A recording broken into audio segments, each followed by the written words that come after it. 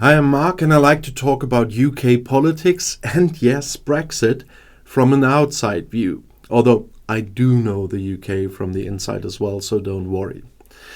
Since the 16th century, Parliament in London has traditionally been opened by the British King. This also includes the reading of the new government programme, which Charles III has now presented in the Palace of Westminster. Around 2 weeks after the change of government in Great Britain, King Charles III opened Parliament in London. The monarch read out the government programme of the new Prime Minister Keir Starmer. And Starmer is the first head of government of the Social Democratic Labour Party in 14 years. The King and his wife, Queen Camilla, had previously travelled by carriage in a procession from Buckingham Palace to Parliament. The state opening of Parliament is one of the most important dates in the royal and political calendar. Economic growth as a fundamental mission was one of the major points, because in the King's speech a whole series of legislative initiatives were announced with which Starmer wants to tackle problems such as the housing shortage, the crumbling infrastructure, and the poor public transport connections. Stability will be the cornerstone of my government's economic policy, is what King Charles read from the programme, which includes more than 35 laws. And economic growth is the fundamental mission. Starmer had previously promised to invest in the country's aging infrastructure and to renovate the ailing public services without resorting to tax increases. He insisted that the change must be tied to unchangeable fiscal rules. Local authorities are to be given more powers, and a law is to ensure that all government budgets are independently audited in advance. The announced legislative initiatives also include a reform of planning law. This is intended to simplify the construction of residential properties and large-scale projects. And rail operators are to be gradually transferred to state ownership, and the rights of employees and tenants are to be strengthened. The government also confirmed its plan to set up a national wealth fund to direct investment in important industries such as renewable energy. The Sovereign Wealth Fund will build on the existing UK Infrastructure Bank. It is to receive £7.3 billion in capital to attract £20 billion in private investment. And new steps to strengthen border security are also expected.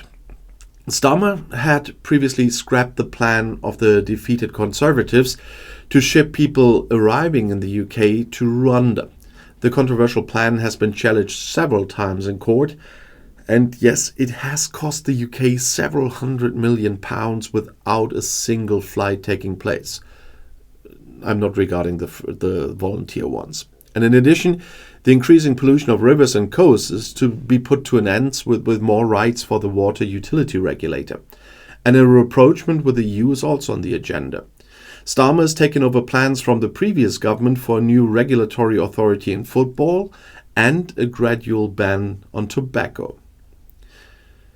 In a written introduction to the speech from the throne, Starmer urged patience. The change requires determined, patient work and serious solutions instead of the simple answers of populists. He called the speech from the throne a down payment on their plans for the next 5 years. It should release the brakes in Great Britain and create prosperity for people across the country by stimulating economic growth.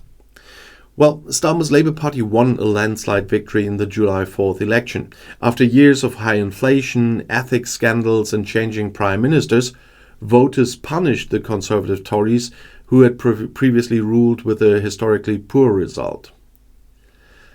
But there was also trouble around that. Before the opening of Parliament, the London police said they had arrested several people because they were alleged to have planned to disrupt the ceremony. And officers arrested 10 supporters of the group Youth Demand, as the Metropolitan Police said. Everyone has the right to protest peacefully, but not to commit criminal offences or cause serious disturbances, they said. Before arriving at Parliament, protests by anti-monarchy protesters took place along the route of British King Charles III and Queen Camilla. Youth Demand criticizes Britain's handling of the war in the Gaza Strip and calls for an end to British arms exports to Israel. And activists also demonstrated in front of Prime Minister Starmer's private home in April.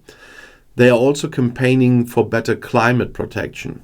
And the anti-monarchy activists from the Republic group also demonstrated in front of Parliament and not only on the roads.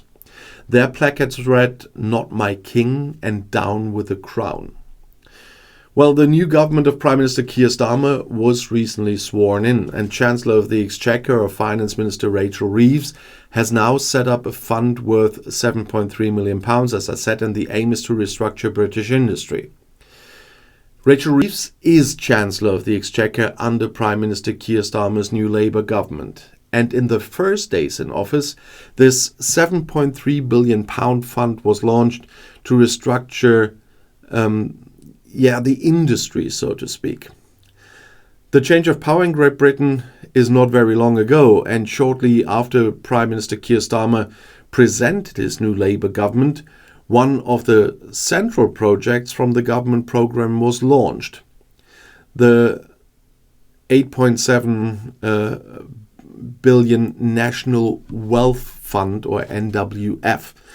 The National Wealth Fund is not a classic sovereign wealth fund, such as the Norwegian or the Saudi ones, which invest the income from the country's oil deals, for example, or the Japanese government pension investment fund, which is the largest investor in Japan and one of the largest pension funds in the world, which is why it is nicknamed the whale. Japan already has one of the largest pension funds in the world, and that's the government pension investment fund. And because it is the largest Japanese investor, the name whale is really fitting here. But the Japanese government even wants to create a second giant from 9 other pension funds. Instead, the NWF is intended to stimulate investments in key industries. And since the government itself wants to invest in infrastructure projects, this is intended to create trust among potential investors. The NWF is therefore more comparable to the Fund for Financing Nuclear Waste Disposal here in Germany, the so-called KENFO, which is intended to finance the safe disposal of radioactive waste and the dismantling of nuclear power plants. Of the £7.3 billion in public funds from the fund, £1.8 billion are to be used for ports, £1.5 billion for gigafactories, including for electric vehicles, £2.5 billion for clean steel, £1 billion for carbon capture, and £500 million for green hydrogen. The fund was planned and set up by Aviva, Barclays and other institutional investors. And for every pound sterling that the government invests, £3 is to come from investors. And ideally, this should even raise £29 billion. The fund relies on the knowledge of the existing UK infrastructure bank, as I said, and the fund is intended to create jobs on the one hand and to succeed in the transition to a low-carbon industry on the other. And this also fits in with the fact that, according to the election manifesto, the startup capital is to be generated by closing tax loopholes in profit tax for oil and gas companies. We will see how this works because further details are to be presented in the next budget. The new government is getting to work to promote economic growth. I have made it clear that we have no time to lose, said Reeves at the launch of the NWF. It's not yet known how much return the fund will ultimately generate. The target return for the state-owned UK infrastructure bank, which has existed for 3 years, was between 2.5% and 4%. But this is all just starting, and we will see if they can attract investors with this. Attracting investors from outside the UK is still a major problem after Brexit. But if you want to know more, the next video is right here in the end screen. I'll see you there. I'll be back.